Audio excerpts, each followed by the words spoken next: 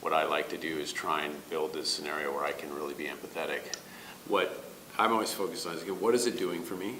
How is it doing it? And how do I feel about it? For me, the beginning is always about building context. Once we do that, they start to jump into ideas, but I really like to take a very broad look at things before I dive into any design. So we've been developing a framework of what we think this thing should do, almost designing it in words instead of on paper, and then we start to build ideas against that. What I like to do is get all those ideas up on the wall. Sometimes, I'll take a walk outside, I'll get my head away from it, go home, whatever, have a drink, but I really find this, it's really helpful to me to kind of take my idea, go sit it down in front of someone and say, what do you think?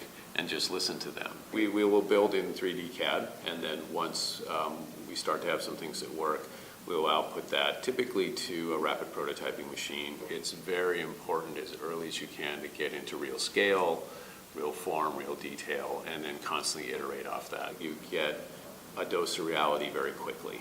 Sort of build it once, see how it comes out, build it again, have variations that we build and test against each other. And then at some point, we start to show it to other people.